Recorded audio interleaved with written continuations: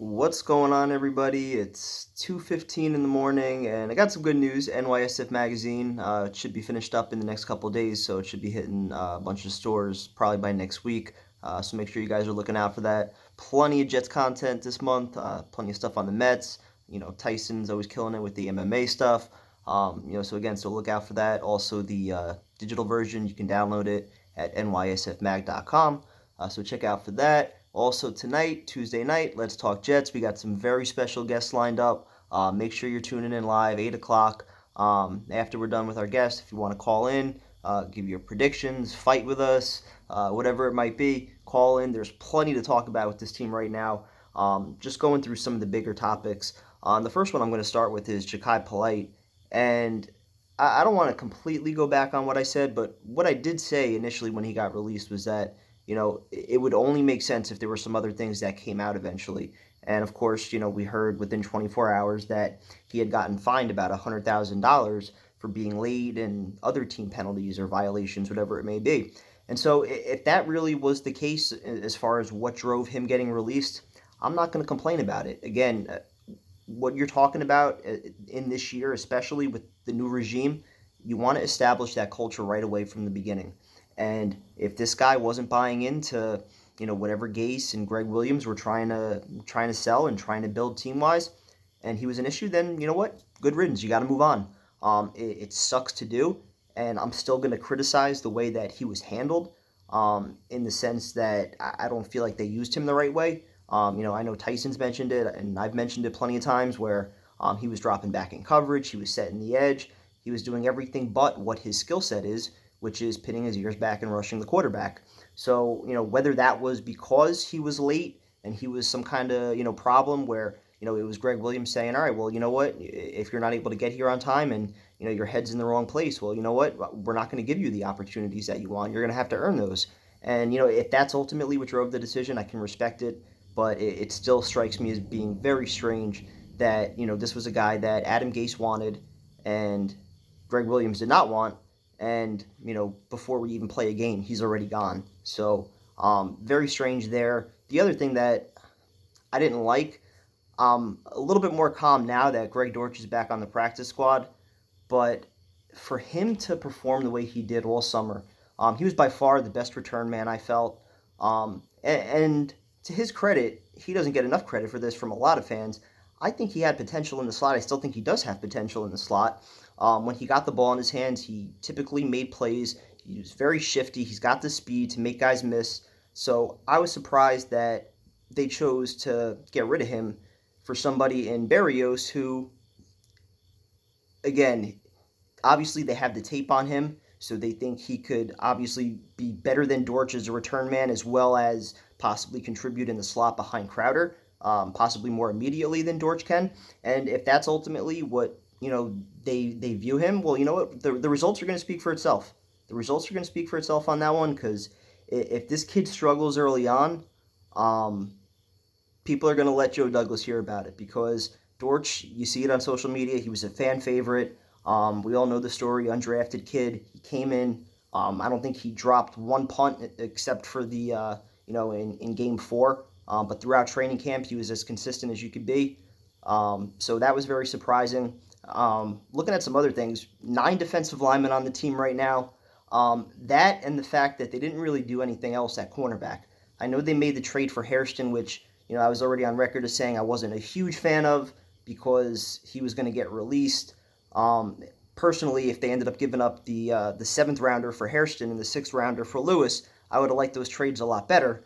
But I still love the Lewis trade. But for Hairston to be all they did at cornerback, I'm not a huge fan of that. It's going to be awesome if they do get Tremaine Johnson back for Week 1. I know Gase said yesterday that him and Robbie Anderson are both on track to play.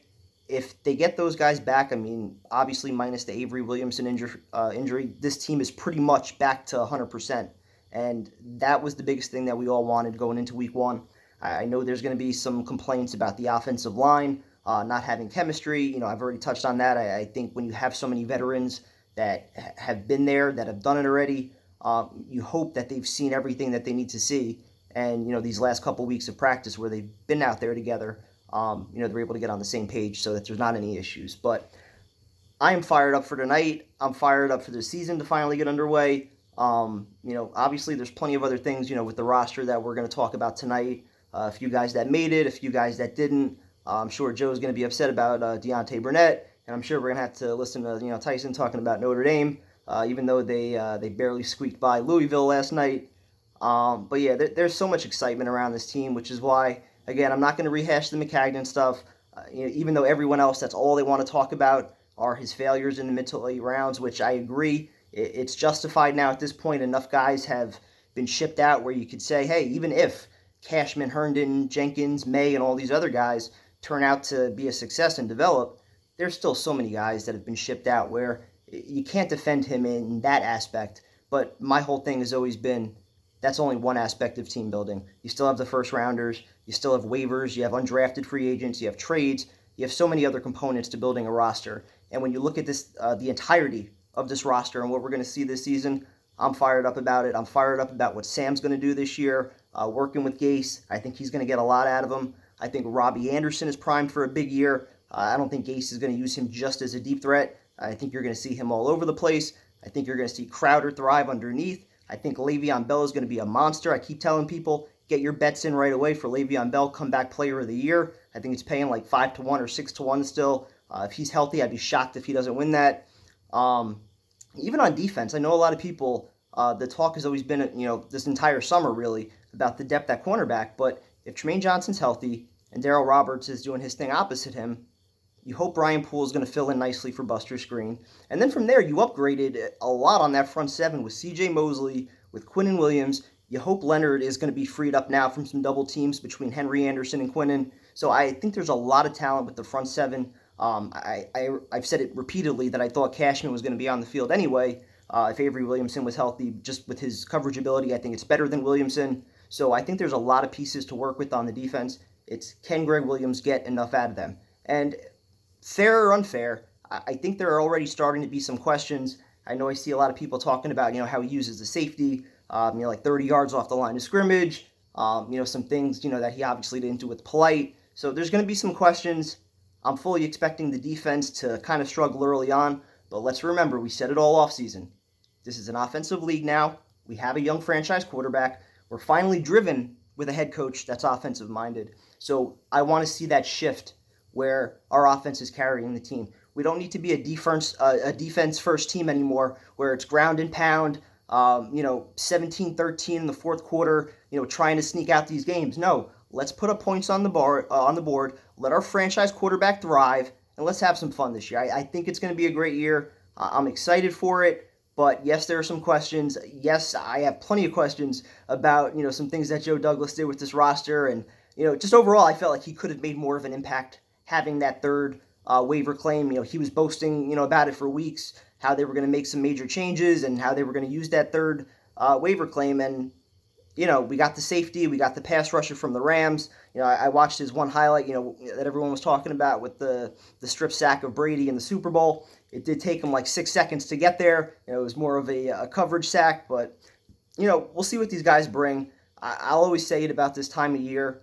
We spend, 6 weeks watching Dortch and Burnett and all these other guys where, even a guy like Eli McGuire, who we've done charity events with, who's been on our show, naturally, we're going to have, some kind of personal connections with some of these guys. And, you see them perform, too, every single day, like we've been out there at camp.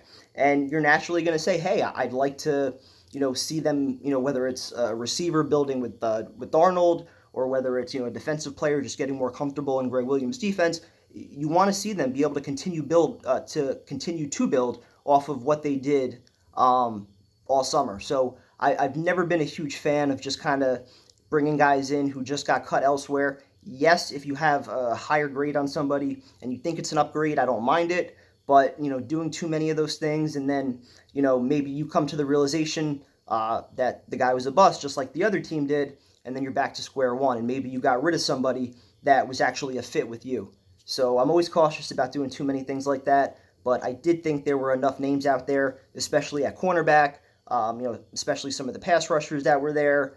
Even if they would have just added a sixth wideout, because we only have 5 right now, just a couple things that I thought Joe Douglas could have did differently, but I'm not going to harp on it. I'm still excited for the season. I'm excited for the roster. previewing everything tonight. Like I said, special guest, 8 o'clock. Make sure you guys are tuned in. Talk to you soon. Go Jets.